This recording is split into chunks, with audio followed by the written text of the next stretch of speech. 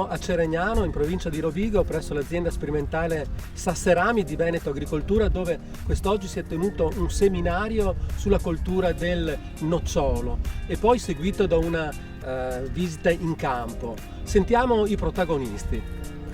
Tra i progetti più innovativi di Veneto Agricoltura rientra senz'altro questo del noccioleto di Sasserami. Com'è nata questa idea?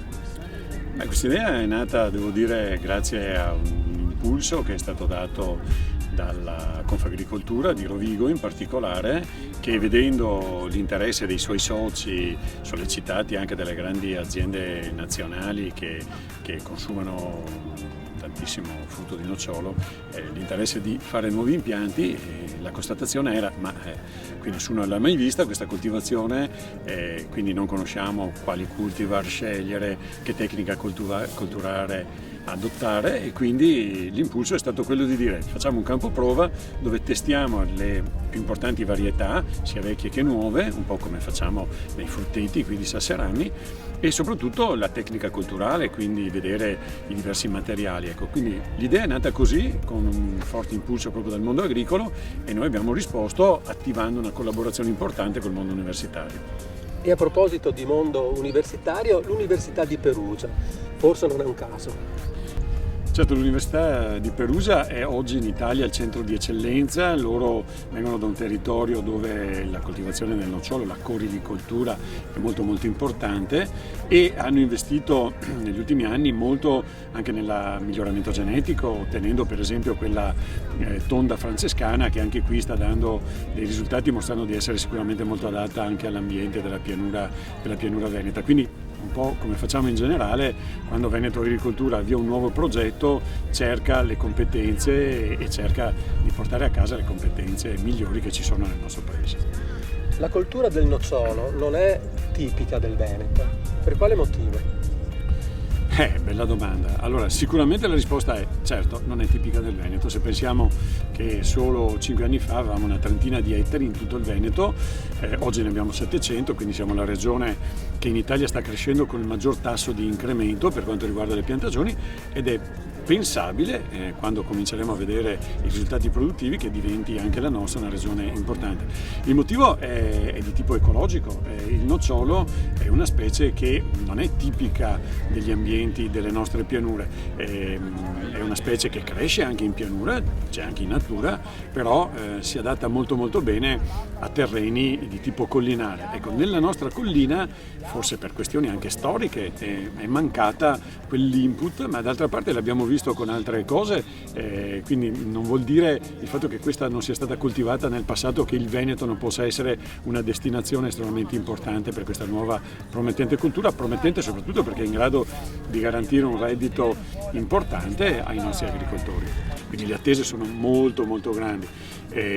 Noi facciamo il nostro dovere, nel senso che mettiamo a disposizione i numeri, i risultati, le prove, e vorrei dire che nei prossimi anni i tanti agricoltori veneti che probabilmente cominceranno a coltivare il nocciolo troveranno qui da noi, nella collaborazione che c'è tra Veneto Agricoltura, Università di Perugia e Confagricoltura, troveranno delle solide informazioni da cui poter forse fare con più prudenza i loro conti prima di fare importanti investimenti. Come è strutturato questo impianto?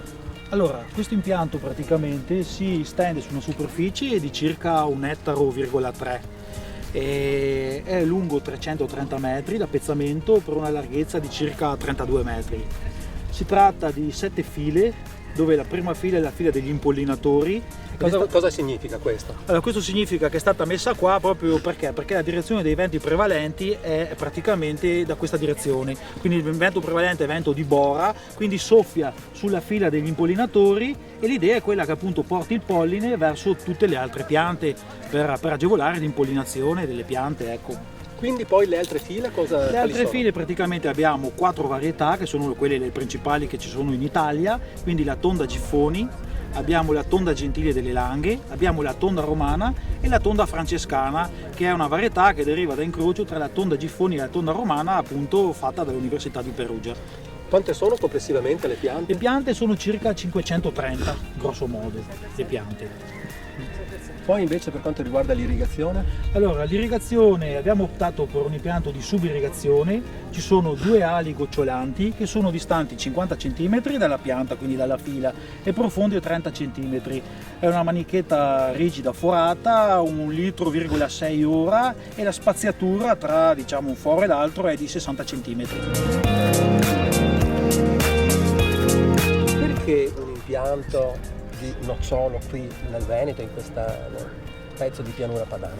Allora, è importante sperimentare quali varietà possono avere una maggiore riuscita vegetoproduttiva, quindi sia produttività che qualità del prodotto. Quindi siccome questo territorio ha delle zone di espansione ed è interessato alla diversità culturale, abbiamo pensato in collaborazione con l'Unione Agricoltura di fare una sperimentazione che sia di utilità per il mondo agricolo, valutando che cosa? Le varietà di nocciolo più coltivato, a livello italiano soprattutto, e andando a vedere quali potevano essere quelle varietà che possono essere coltivate però con successo, sia produttivo ma anche qualità del prodotto. È ancora presto o possiamo già saperlo? È ancora un po' presto perché 2 anni, poi abbiamo avuto 2 annualità un po' complesse, qualche indicazione l'abbiamo ovviamente, però i dati dovranno essere verificati con il tempo, 2 anni sono veramente troppo pochi. E le prime indicazioni quali sono? Sicuramente che è importante la qualità del materiale vivaistico per la riuscita di un nuovo noccioleto, quindi risparmiare sulle piante porta in realtà dei costi aggiuntivi successivamente. Alcune varietà sembrano meglio adattarsi perché probabilmente per esempio hanno un germogliamento più tardivo e quindi sfuggono la gelate che abbiamo per esempio avuto quest'anno, no? Di fine inverno. Però, ripeto, se ne abbiamo 2 su 4 e sono un'indicazione preliminare, tonda romana e tonda francescana in questo ambiente sembrano germogliare più tardi e quindi rifuggire ai freddi di fine inverno. Le altre varietà, ripeto, diamo il tempo al tempo perché dobbiamo capire come si comportano nel medio-lungo periodo. Dobbiamo vedere anche la produttività, ma ancora al secondo anno, capite, è impossibile avere questo dato. Senta, sotto il profilo culturale, il nocciolo è una cultura difficile?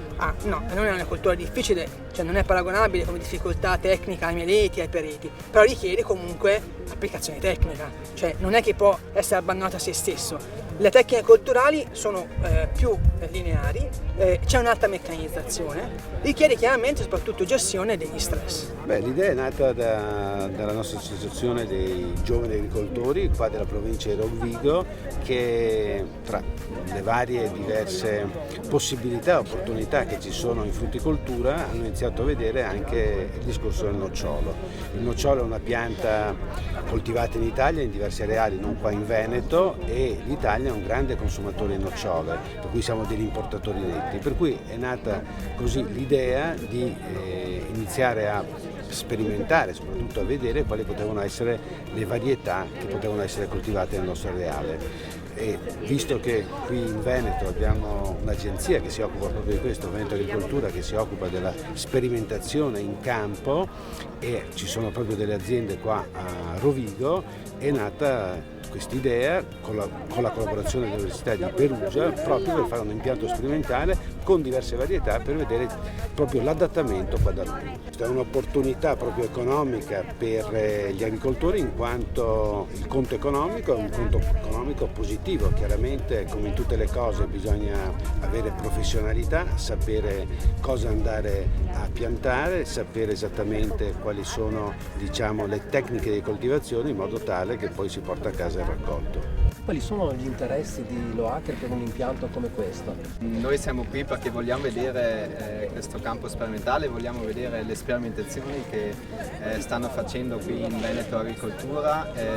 Ci interessano soprattutto le diverse varietà, ci interessa vedere come si sviluppano le diverse varietà, e noi internamente abbiamo già definito le varietà che vanno bene per i nostri prodotti e vogliamo poi vedere anche in campo chi risponde al meglio, insomma.